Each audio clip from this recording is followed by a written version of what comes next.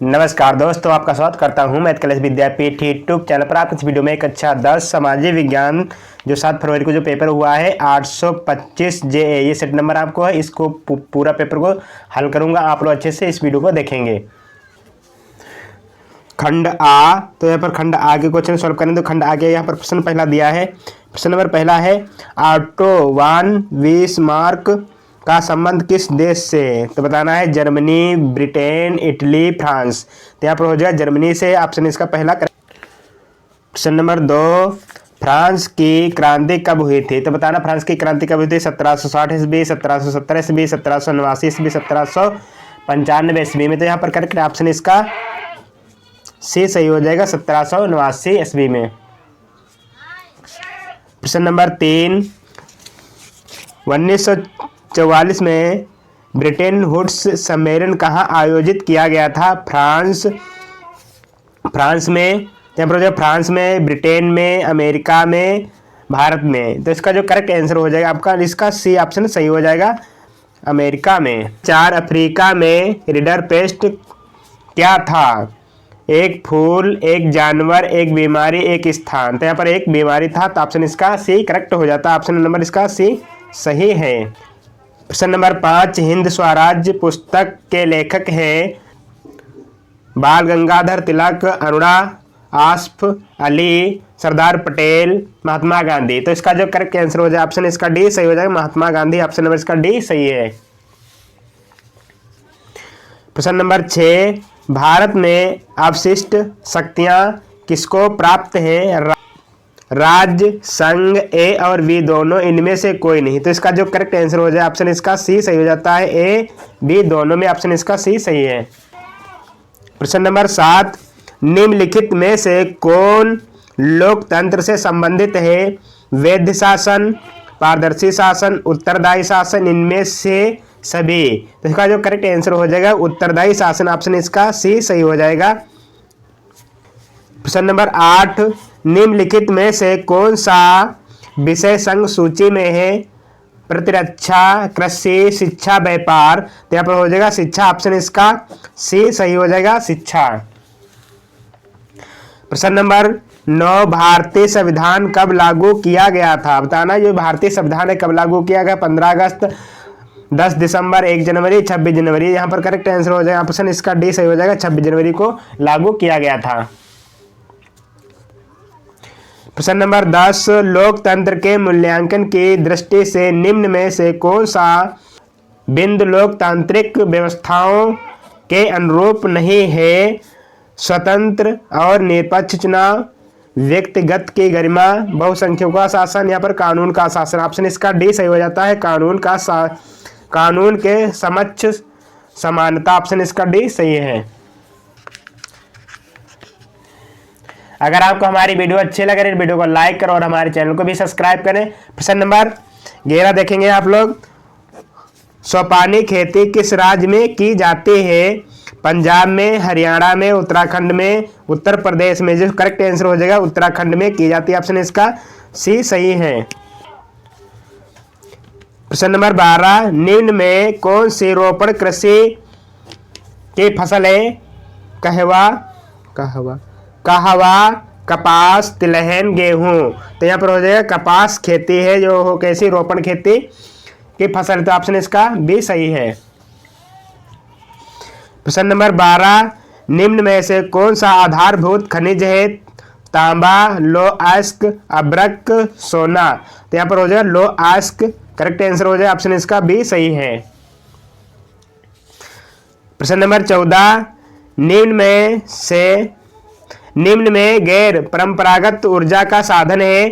खनिज तेल, कोयला, प्राकृतिक गैस, सौर ऊर्जा। तो यहाँ पर हो जाएगा प्राकृतिक गैस क्या है हमारा गैर परंपरागत साधन है, ऑप्शन इसका सी करेक्ट है। प्रश्न नंबर 15, भारत में कौन सा नगर को इलेक्ट्रॉनिक उद्योग की राजधानी कहा जाता है? कानपुर, बेंगलुरु, अहमदाबाद, मुंबई। तो यहाँ पर जो करेक्ट आंसर हो जाए ऑप्शन इसका बी सही हो जाता है, बेंगलुरु। प्रश्न नंबर 16, भारत में परिवहन का प्रमुख साधन है? सड़क परिवहन, वायु परिवहन, रेल परिवहन, पाइपलाइन। यहाँ पर हो जाएगा रेल परिवहन क्या है, भारत का प्रमुख साधन। ऑप्शन इसका सी करेक्ट है। प्रश्न नंबर 18, औद्योगिक क्रियाओं को किस आर्थिक क्षेत्रक के अंतर्गत रखा जाता है? प्रथम क्षेत्रक, द्वितीय क्षेत्रक, तृतीय क्षेत्रक, चतुर्थ क्षेत्र। यहाँ पर करेक्ट आंसर हो जाएगा द्वितीय क्षेत्रक के अंतर्गत रखा जाता है। ऑप्शन इसका बी सही हो जाता है। प्रश्न नंबर 18, मानव विकास सूचक 2018 के अनुसार किस देश की स्थिति उच्चतम स्तर पर है? बांग्लादेश, श्रीलंका, भारत, नेपाल।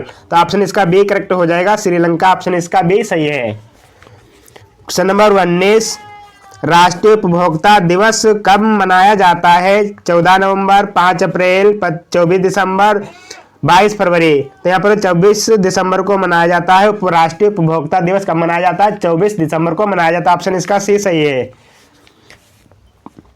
प्रश्न नंबर 20, बहुराष्ट्रीय कंपनियों द्वारा निवेश का सबसे सामान्य मार्ग है?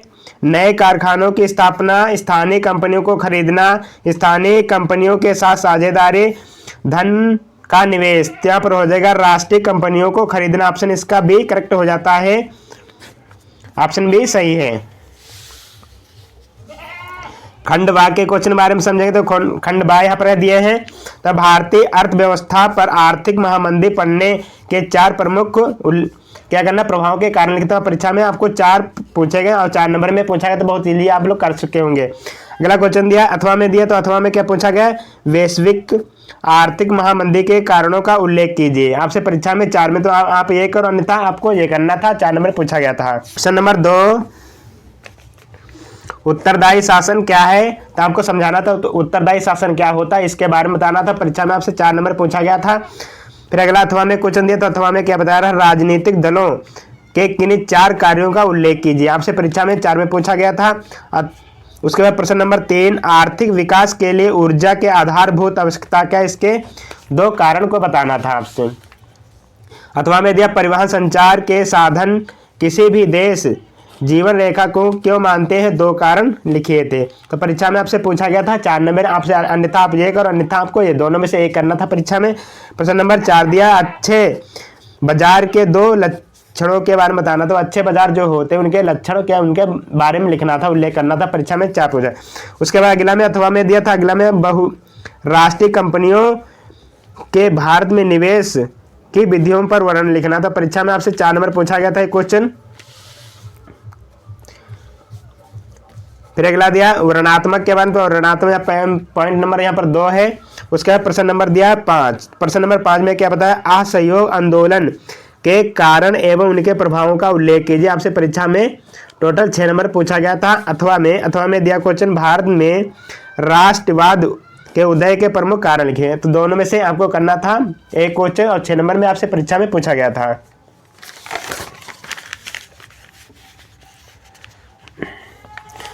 प्रश्न नंबर 6, संघवाद का क्या अर्थ है? तो संघवाद का अर्थ बताना था।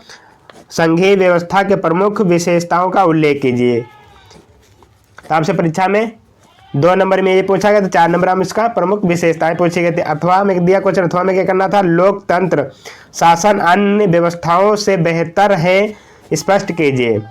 आपसे ये, अन्यथा आपको ये करना था।